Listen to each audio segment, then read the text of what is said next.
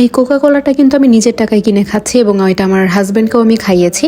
আর আমি সুন্দর করে ভিডিও করে রেখেছি যাতে নেক্সট টাইম বলতে পারি যে আমি তোমাকে কোক খাইয়েছি। হোয়াট এভার, হ্যালো, আসসালামু আলাইকুম everyone, welcome to my another blog. এখন প্রায় 12টা বাজে আর এই ভর দুপুরবেলা আমরা দুজন বের হচ্ছি কারণ শানার অলরেডি 2 ইয়ার্স প্লাস। এখন শানার বার্থ সার্টিফিকেট করাটা খুবই নেসেসারি। তো বলতে বলতে শানার পাপা চলে এসেছে। আর এই হেলমেটটা আমি জানি না এটা কিভাবে আমার মাথাকে সেভ করবে, মানে আমার মনে হয় এটা আমাকে অনেক পেইন দেয়, কিন্তু শানার পাপা অলওয়েজ আমাকে এটা পরায়।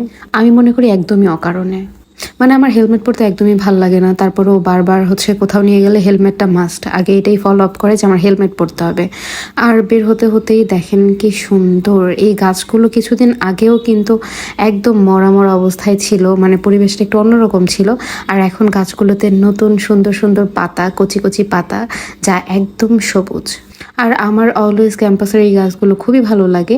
আমি যখনই রিক্সাতে বা বাইকে করে যাই আমি উপরের দিকে তাকাতে তাকাতে যাই, মানে উপরে যে ভিউটা আমার কাছে খুবই ভালো লাগে। তো অনেকেই জানেন যে জাহাঙ্গীরনগর ইউনিভার্সিটিতে অনেক বেশি গাছপালার জন্য বৃষ্টি বেশি হয়। ইভেন গরমেও আমার কাছে এই এরিয়াটাতে মোটামুটি একটু ঠান্ডাই মনে হয়েছে। বাট যেই আমরা প্রান্তিক গেট থেকে নবীনগরের উদ্দেশ্যে বের হয়েছি তো তখনই দেখছি মাই গড, কি পরিমাণের যে রোদ, মানে রোদে মনে হচ্ছিল যে আমি ওর কাঁধে হাতটা রাখতে পারছি না, মানে আমার হাতটাই সানবার্ন হয়ে যাচ্ছে। তো আমার বাসা থেকে ভেতর দিয়েও আসা যেত, বাট আমরা মেইন রোড হয়েই এসেছি কারণ ওই ভেতর রাস্তাটা আমি খুব ভালো মতো জানি না। চলে এসেছি পাথালিয়া ইউনিয়ন পরিষদে। তো নতুন করে বার্থ সার্টিফিকেটের জন্য এখানেই অ্যাপ্লাই করতে হয়। তো আমাদের কাজ অলমোস্ট শেষ, বাট কিছু কাজ বাকিও আছে, সেটা আবার পরে করতে হবে। তো এখন আমরা বের হব, বাট বাইকটা এই রোদে, মানে আমি জানি না এই সিটের মধ্যে বসা যাবে কিনা। তো যাই হোক, কিছুই করার নেই। আর আমরা ডিসাইড করি যে ভিতর দিয়ে যাব, মানে আমি না, মূলত শানার পাপাই বলে যে চলো ভিতর দিয়ে যাই। আর আমি বলেছিলাম মেন রোড দিয়ে চলো, একটু ঘোরা হলেও, মানে ইউটার্নটা অনেক দূর থেকে নিতে হবে, তারপরেও চলো। বাট সে এখন আর রোদের মধ্যে তো ঘুরবে না, এই জন্য শর্টকাট নিতে এসে এই অবস্থা, মানে বউয়ের কথা না শুনলে যা হয় আর কি।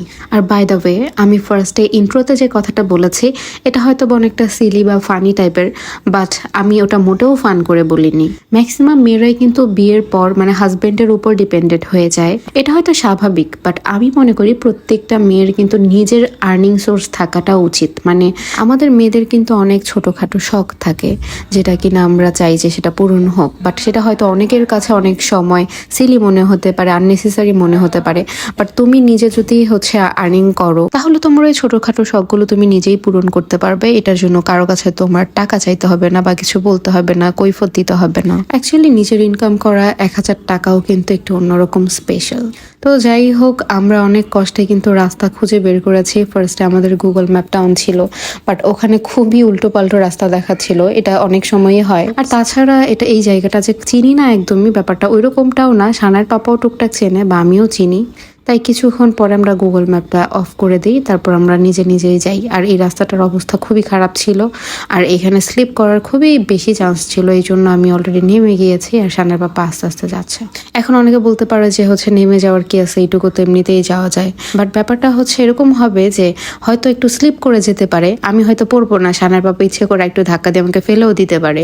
এই জন্য নিজের সেফটিটাকে নিজেকেই ইনশিওর করতে হবে। তো যাই হোক, অলরেডি আমরা কিন্তু প্রায় বাসার কাছাকাছি চলে এসেছি। আর এখন মেবি 1টা বা 2টার মতো বাজে। মানে এখন রোদের উত্তাপটা কিন্তু খুবই বেশি, মানে আশেপাশে এত গরম পড়েছে। এজন্য আমি আবার যে 2টা আইসক্রিম আর একটা কোক নিয়ে এসেছি।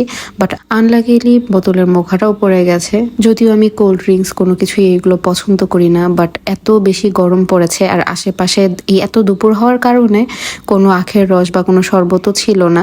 এই জন্য বাধ্য হয়ে দোকান থেকে আমরা এই কোকা কোলাটা নিয়ে খাই আর শানার পাপ্পাকেও খাওয়াই। আপনাদের জন্য আমার ভালো একটা সাজেশন হাজব্যান্ডকে যখনই নিজের টাকায় কিছু খাওয়াবেন সাথে সাথে একটা ভিডিও করে রাখবেন, যাতে পরবর্তীতে আপনি দেখে বলতে পারেন আমি তোমাকে এটা খাইয়েছি। তো আজকের ব্লগটা এই পর্যন্তই। সবাই ভালো থাকবেন, সুস্থ থাকবেন। আর এখনো যারা ফলো করেননি অবশ্যই ফলো করে দিবেন। টাটা, আল্লাহ হাফিজ।